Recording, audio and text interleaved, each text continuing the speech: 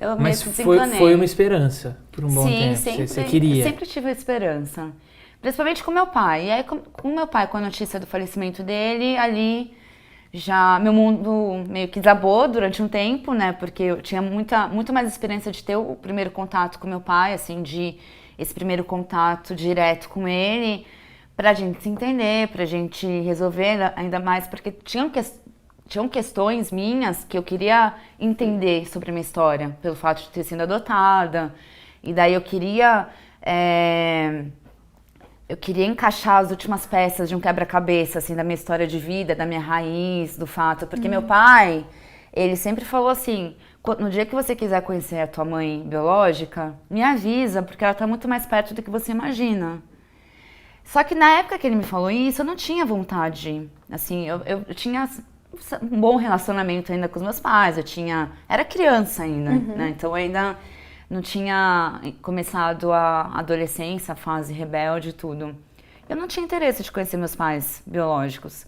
E o tempo passou, tudo. Então, assim, eu tinha essa esperança de me reconciliar principalmente com meu pai, justamente para saber, tá, pai, e aí, me conte, quem é minha mãe biológica? Né? E daí, quando eu soube do falecimento, falei, bom, agora acabou a esperança, talvez até de saber quem é a minha mãe biológica, porque eu não sei se a minha mãe adotiva, principalmente ela não me aceitando, né? Ela não me aceita nem como... já deixou muito claro que não me aceita mais como filha, provavelmente ela nem vai me contar, né, quem é minha mãe.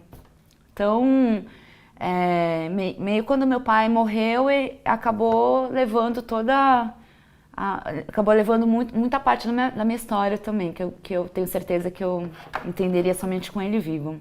E hoje você tem essa curiosidade? Eu não sabia que você era adotado, não. Sou.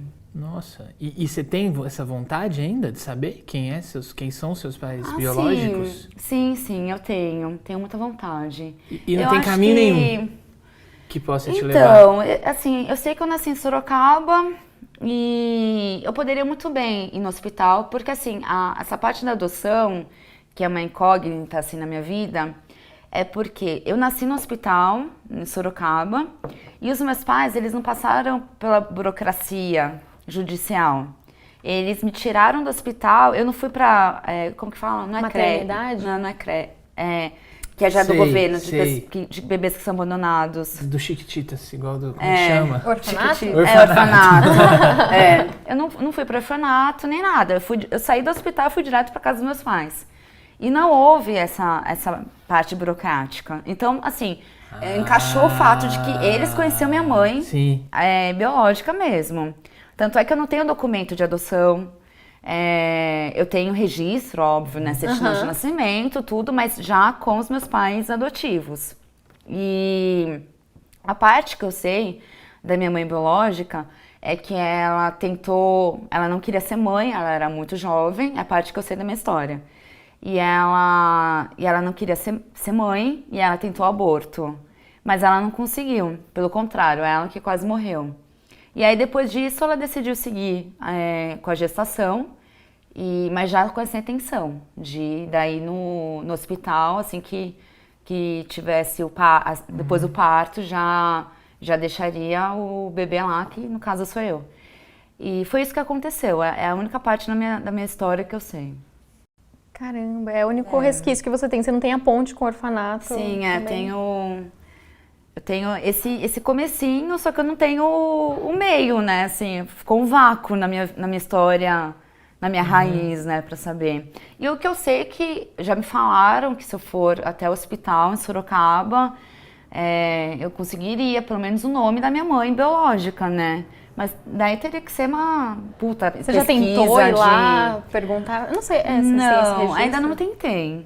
Assim, eu já recebi, já faz um tempo que eu não recebo. Mas na época do boom, do livro, do filme, o que eu recebi de mensagens? Eu acho que sou seu tio. Eu acho que eu sou seu primo. Até pai. Irmão, apareceu irmão. Eu tenho certeza que você é meu irmão. Que você é minha irmã. tenho certeza que sou seu pai. Vários parentes, sabe aquela fase boa da vida que os parentes aparecem? Passei por isso. Foi incrível, né? Brota assim. Parente, todo mundo quer ser parente, né? E a sua mãe... Mas aí eu não fui a fundo, assim, tipo, nem dei bola, assim, ignorei essas mensagens. Falei, não, agora também... agora não agora vem, que eu tô querido? bem, Agora que eu tô bem, tio, você aparece. pai, não quero, né? Estranho, né? E a sua mãe não faz ideia que ela é a sua mãe, né? Ou como desconfia. Bruna se fichinha, tá? Eu acho que não. Eu não sei se... Talvez sabendo da minha história, o fato dessa parte, né? Porque não é a primeira vez que eu conto isso da parte da adoção e do hospital, né? Dessa parte que eu contei pra vocês. Talvez, eu pelo menos, se eu fosse no lugar dela, se eu visse uma mulher falando, porque...